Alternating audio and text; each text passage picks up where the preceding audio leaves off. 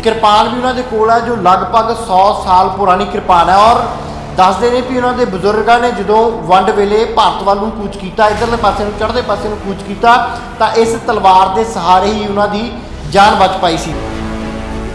वंड का वो दिन और महज 1 साल की उम्र, तुहाडी बजुर्गों तो सारा किस्सा सुनिया होगा, असीं भी जानना चाहुंदे हां। तो मेरे मदर ने मेरे माता जी मासी जी ने मैनू माता जी ने कुछड़ चुक्या सी ते मासी जी दोनों ने घरों बाहर निकले। तो उस टाइम इन्होंने अपनी जान बचाने वास्ते ते जान ते इज्जत बचाने वास्ते इन्होंने मैनू दरिया च सुट दिता। पर किस्मत चंगी सी जिंदे करके दोबारा मैनू मेरी अपना मासी जी ने मैनू सिर ते चुक लिया।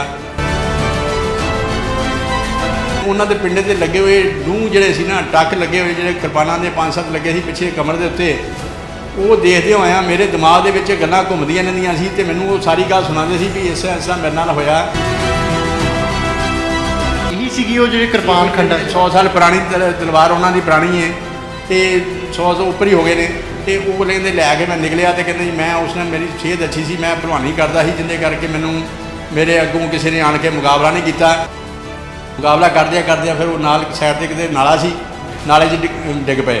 नाले डिगन तो बाद उन्होंने फिर कहते जी मतलब मैं उत्थे थोड़ी देर अभी 1 मिनट मेरे को साइड तो सप निकलिया, सप ने डंग मारता तो बाहर फिर मैं थोड़ी देर बाद निकल के तो अपनी जिथे डंग मारिया सी वो इसे किरपान के नाल मैं फिर उस तो बाद बाहर अपने लत्त के उत्ते पिन्नी के उत्ते किरपान मार के तो टक मार के जहर ना फैले तो इस करके मतलब उन्होंने नाल ला दिता।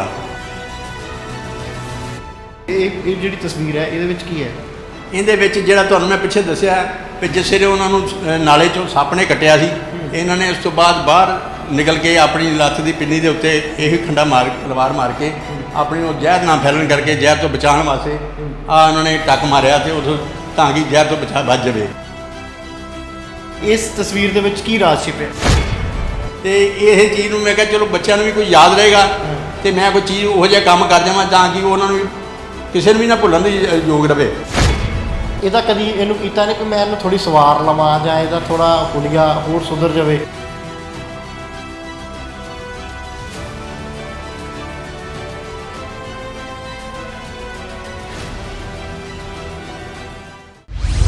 सत श्री अकाल, हमदर्द टीवी देख रहे दर्शकों का स्वागत है। बेशक देश नूं आज़ाद होया अज कई वरे हो चुके ने, असी खुशियां मनाउने आ ते जीवन बसर कर रहे हैं, पर वो लोग जिन्होंने 1947 की वंड देखी है या उस वंड के संताप नूं अपने पिंडे ते हंडाया वो अज भी उन्हां दुख दियां घड़ियां नूं नहीं भुला पाउंदे। असी अज एक बजुर्ग के कोल पहुंचे हाँ, मोहिंदर ठुकराल जी ने, जिन्होंने वंड का दृश्य जो होया, जो ये सारी वंड टुक हुई तो उदों महज उम्र उन्होंने 1 साल की सी।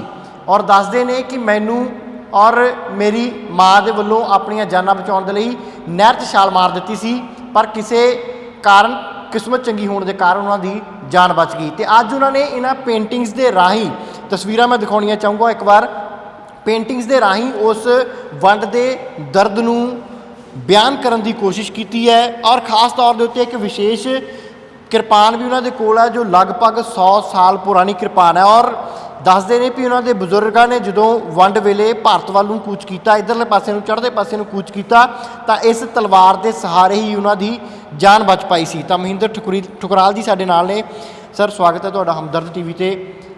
वंड का वो दिन और महज 1 साल की उम्र, तुहाडी बजुर्गों तो सारा किस्सा सुनिया होगा, असीं भी जानना चाहुंदे हां। मैं उस टाइम मेरी उम्र कोई ज़्यादा नहीं सी, 1 साल के करीब सी। तो मेरे मदर ने मेरे माता जी मासी जी ने मैनू माता जी ने कुछड़ चुक्या सी ते मासी जी दोनों ने घरों बाहर निकले। तो उस टाइम इन्होंने अपनी जान बचाने वास्ते ते जान ते इज्जत बचाने वास्ते इन्होंने मैनू दरिया च सुट दिता तो उस तो बाद फिर आप ही छाल मार दी। पर किस्मत चंगी सी जिंदे करके दोबारा मैनू मेरी अपना मासी जी ने मैनू सिर ते चुक लिया। तो जिस वेले माहौल थोड़ा ठंडा होया तो उन्होंने बाहर निकल के मैं भी बच गया तो उन्होंने जान भी बच गई। तो जिस वे वो गल्लां सुनाते सी तो ये गल तो मेरे बचपन की है। उस तो बाद जो थोड़ा जिहा जो मैं वड्डा होना शुरू होया तो मैनू जिस वे अपने बजुर्गों के पिंडे ते मैं तेल की मालिश करता सी दादा जी दे, तो मैं उन्होंने पिंडे ते लगे हुए डूंह जिहड़े सी ना टक लगे हुए जिहड़े किरपानां दे 5-7 लगे सी पिछे कमर के उत्ते, ਉਹ ਦੇਖਦੇ ਹੋਇਆ ਮੇਰੇ ਦਿਮਾਗ ਦੇ ਵਿੱਚ ਗੱਲਾਂ ਘੁੰਮਦੀਆਂ ਰਹਿੰਦੀਆਂ ਸੀ ਤੇ ਮੈਨੂੰ ਉਹ ਸਾਰੀ ਗੱਲ ਸੁਣਾਉਂਦੇ ਸੀ ਵੀ ਇਸ ਤਰ੍ਹਾਂ ਮੇਰੇ ਨਾਲ ਹੋਇਆ।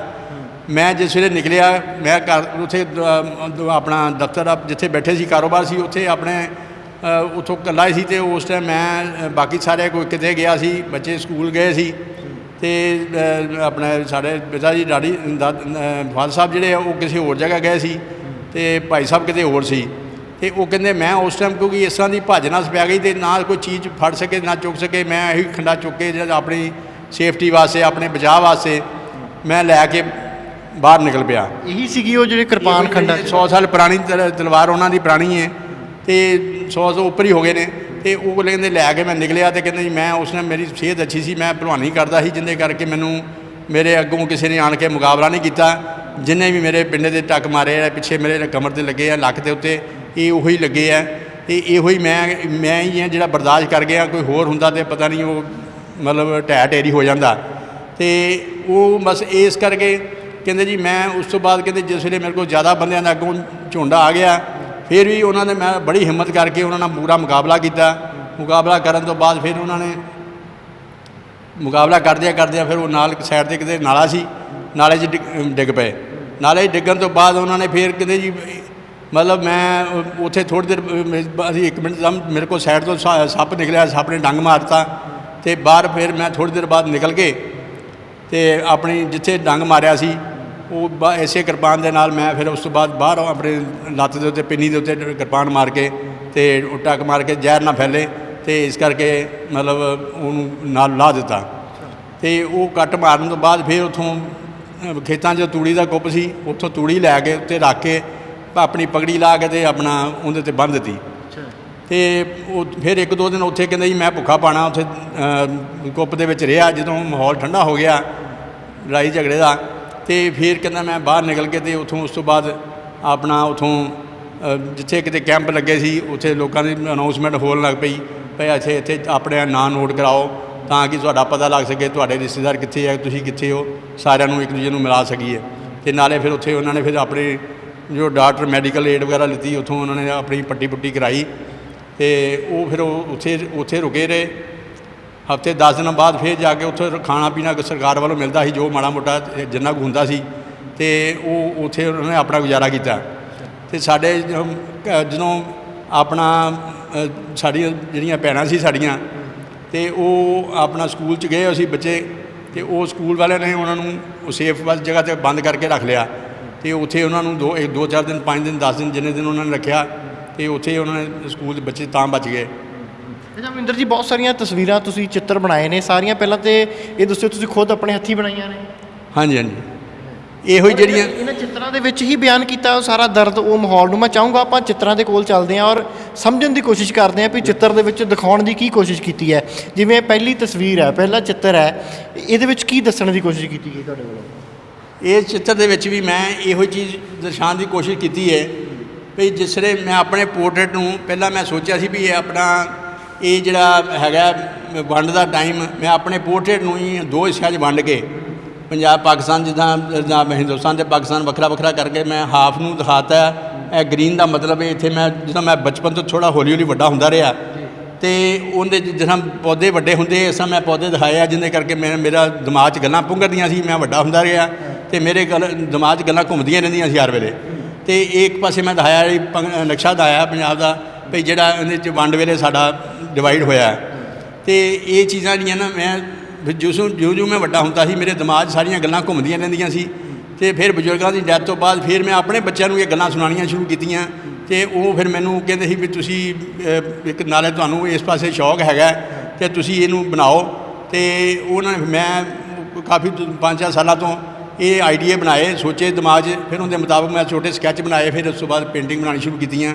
ਤੇ ਉਹ ਇਸੇ ਤਰ੍ਹਾਂ ਹੀ ਮੈਂ ਉਹੀ ਜਿਹੜੇ ਉਹਨਾਂ ਦੇ ਲੱਗੇ ਹੋਏ ਪਿੰਡੇ ਦੇ ਟੱਕ ਸੀ ਉਹ ਮੈਂ ਪੇਂਟਿੰਗ ਦੇ ਜ਼ਰੀਏ ਰੰਗਾਂ ਦੇ ਨਾਲ ਸਾਰੇ ਆਰਟ ਵਰਕ ਦੇ ਨਾਲ ਸਾਰੇ ਮੈਂ ਆਪਣਾ ਪੇਸ਼ ਕੀਤਾ ਸ਼ੁਰੂ ਕੀਤੇ। ਅਗਲੀ ਤਸਵੀਰ ਦੇ ਵਿੱਚ ਵੀ ਕੁਝ ਦਿਖਾਉਣ ਦੀ ਕੋਸ਼ਿਸ਼ ਕੀਤੀ ਹੈ। ਇਸ ਤਸਵੀਰ ਦੇ ਵਿੱਚ ਕੀ ਰਾਜ਼ ਛਿਪਿਆ? ਇਸ ਦੇ ਵਿੱਚ ਵੀ ਮੈਂ ਆਪਣੇ ਪੋਰਟਰੇਟ ਨੂੰ ਮਤਲਬ ਜਿਹਦੇ ਉੱਪਰਲਾ ਪਾਸਾ ਬ੍ਰੇਨ ਦਾ ਦਿਖਾਤਾ, ਬ੍ਰੇਨ ਦੇ ਵਿੱਚ ਮੇਰੇ ਖਿਆਲ ਘੁੰਮਦੇ ਸੀ ਉਹ ਮੈਂ ਉੱਪਰ ਖਿਆਲ ਦਿਖਾਏ ਆ ਤੇ ਆਪਣੇ ਪੋਰਟਰੇਟ ਨੂੰ ਹੀ ਵਿੱਚੋਂ ਬ੍ਰੇਨ ਦੇ ਵਿੱਚੋਂ ਨਿਕਲਦਾ ਅੱਧਾ ਹਾਫ ਉੱਪਰ ਦਿਖਾਤਾ, ਅੱਧਾ ਥੱਲੇ ਕੱਟਿਆ ਦਿਖਾਇਆ। ਮਤਲਬ ਸੁਰਤ ਤੁਹਾਡੀ ਲਗਭਗ ਉਹਨਾਂ ਦ੍ਰਿਸ਼ਾਂ ਦੇ ਵਿੱਚ ਹੀ ਘੁੰਮਦੀ ਰਹਿੰਦੀ ਸੀ ਜੋ ਉਹਨਾਂ ਦੀਆਂ ਗੱਲਾਂ ਜਿਹੜੀਆਂ ਮੇਰੇ ਦਿਮਾਗ ਵਿੱਚ ਇਸ ਤਰ੍ਹਾਂ ਮਤਲਬ ਘੁੰਮਦੀਆਂ ਸੀ ਤੇ ਉਹੀ ਮੈਂ ਉਹਨਾਂ ਨੂੰ ਸੀਨ ਦੇ ਮਤਲਬ ਬਣਾਉਣ ਦੀ ਥਾਂ 'ਤੇ ਮੈਂ ਆਪਣੇ ਪੋਰਟਰੇਟ ਨੂੰ ਇਹਦੇ ਵਿੱਚ ਦਰਸਾਉਣ ਦੀ ਕੋਸ਼ਿਸ਼ ਕੀਤੀ ਹੈ। ਇਸੇ ਤਰ੍ਹਾਂ ਇਹ ਵੀ ਪੋਰਟਰੇਟ ਦੇ ਵਿੱਚ ਵੀ ਮੈਂ ਆਪਣੇ ਆਪਣਾ ਫੇਸ ਉਹੀ ਟੱਕ ਲਗਾ ਕੇ ਉਹ ਜਿਹੜੇ ਖਿਆਲ ਜਿਹੜੇ ਨਾ ਉਹ ਸਾਰੇ ਟੱਕਾਂ ਦੇ ਨਾਲ ਦਿਖਾਏ ਆ। ਇਹ ਲਾਈਨਾਂ ਜਿਹੜੀਆਂ ਦਿਖਾਈਆਂ ਹੋਈਆਂ ਇਹ ਖਿਆਲ ਦਿਖਾਏ ਆ ਸਾਰੇ। ਇਹ ਜਿਹੜੇ ਬਜ਼ੁਰਗਾਂ ਦੇ ਪਿੰਡੇ ਤੇ ਜਦੋਂ ਉਹ ਵੰਡ ਵੇਲੇ ਟੱਕ ਸੀਗੇ ਲੱਗੇ ਤਲਵਾਰਾਂ ਦੇ ਆਪਣੇ ਪੋਰਟਰੇਟ ਦੇ ਮਤਲਬ ਵਿੱਚ ਦਿਖਾਉਣ ਦੀ ਕੋਸ਼ਿਸ਼ ਕੀਤੀ ਹੈ। ਪੋਰਟਰੇਟ ਵੀ ਸਾਰਿਆਂ ਨੂੰ ਮੈਂ ਬਣਾਇਆ ਕਿਉਂਕਿ ਉਹਨਾਂ ਨੇ ਜਿਹੜੀਆਂ ਗੱਲਾਂ ਦੱਸਦੇ ਸੀ ਨਾ ਉਹ ਮੇਰੇ ਦਿਮਾਗ ਦੇ ਵਿੱਚ ਇਸ ਤਰ੍ਹਾਂ ਘਰ ਗਈਆਂ ਸੀ ਵੀ ਮੈਂ ਹਰ ਵੇਲੇ ਮੇਰੇ ਦਿਮਾਗ 'ਚ ਘੁੰਮਦੀਆਂ ਰਹਿੰਦੀਆਂ ਸੀ ਵੀ ਅਸੀਂ ਕੀ ਕਰਨਾ। ਉਹੀ ਸੀ ਜਿਨ੍ਹਾਂ ਨੇ ਇੰਨੀ ਆਪਣੇ ਦੁੱਖ ਬਰਦਾਸ਼ਤ ਕਰਕੇ ਫਿਰ ਵੀ ਉਹਨਾਂ ਨੇ ਸੱਪ ਦੇ ਕੱਟਣ ਤੋਂ ਬਾਅਦ ਵੀ ਉਹਨਾਂ ਨੇ ਆਪਣੇ ਆਪ ਨੂੰ ਦੇਖੋ ਇੰਨਾ ਹਿੰਮਤ ਕੀਤੀ ਤੇ ਫਿਰ ਵੀ ਉਹਨਾਂ ਨੇ ਆਪਣਾ ਵੀ ਦੇਖਿਆ ਤੇ ਉਹਨਾਂ ਨੇ ਬਰਦਾਸ਼ਤ ਕੀਤਾ। ਸਾਡੇ ਵਰਗਾ ਹੁੰਦਾ ਤੇ ਕਿੱਥੇ ਇੰਨੀ ਦੇਰ ਕੱਟ ਸਕਦਾ ਸੀ। ਕੋਈ ਵੀ ਮਾੜਾ ਬੰਦਾ ਨਹੀਂ ਕੱਟ ਸਕਦਾ। ਇਸ ਤੋਂ ਅੱਗੇ ਵੀ ਜਿਹੜਾ ਪੋਰਟਰੇਟ ਬਣਾਇਆ ਜੀ ਉਹਦੇ ਵਿੱਚ ਕੀ ਹੈਗਾ? ਇਹਦੇ ਵਿੱਚ ਵੀ ਇਸ ਪੋਰਟਰੇਟ ਵਿੱਚ ਇਹ ਜਿਹੜਾ ਇਹ ਖੰਡਾ ਜਿਹੜਾ ਮੈਂ ਹੱਥ 'ਚ ਪਕੜਿਆ ਹੋਇਆ ਇਹ ਇਹੋ ਹੀ ਦਿਖਾਇਆ। ਇਹ ਖੰਡਾ ਤੇ ਇੱਕ ਇਹ ਘੋੜੇ ਉਹਨਾਂ ਨੂੰ ਭਲਵਾਨੀ ਦਾ ਸ਼ੌਕ ਸੀ। ਉਹ ਸਵੇਰੇ ਖਾੜੇ 'ਚ ਭਲਵਾਨੀ ਕਰਦੇ ਸੀ।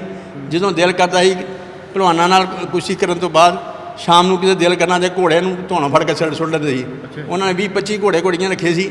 ਅੱਜ ਕੱਲ੍ਹ ਲੋਕ ਗੱਡੀਆਂ ਰੱਖਦੇ ਆ ਤੇ ਉਹਨਾਂ ਨੂੰ ਸ਼ੌਕ ਸੀ ਸਿਹਤ ਕਰਕੇ ਵੀ ਤੇ ਸਾਡੇ ਪਾਸੇ ਸਾਡੇ ਕਰਕੇ ਵੱਡੇ ਆਪਣਾ ਫਾਦਰ ਸਾਹਿਬ ਨੂੰ ਸ਼ੌਕ ਸੀ ਭਲਵਾਨੀ ਦਾ। ਉਸ ਤੋਂ ਬਾਅਦ ਸਾਡੇ ਭਾਈ ਸਾਹਿਬ ਨੂੰ ਫਿਰ ਮੈਨੂੰ ਵੀ ਬਚਪਨ ਤੋਂ ਸ਼ੌਕ ਹੈ। ਮੈਂ ਵੀ ਬਚਪਨ ਤੋਂ ਮੈਨੂੰ 60 ਸਾਲ ਹੋ ਗਏ ਮੈਂ ਵੀ ਖਾੜੇ ਜਾਂਦਾ ਤੇ ਹਾਲੇ ਵੀ ਮੈਂ ਐਕਸਰਸਾਈਜ਼ ਕਰਦਾ।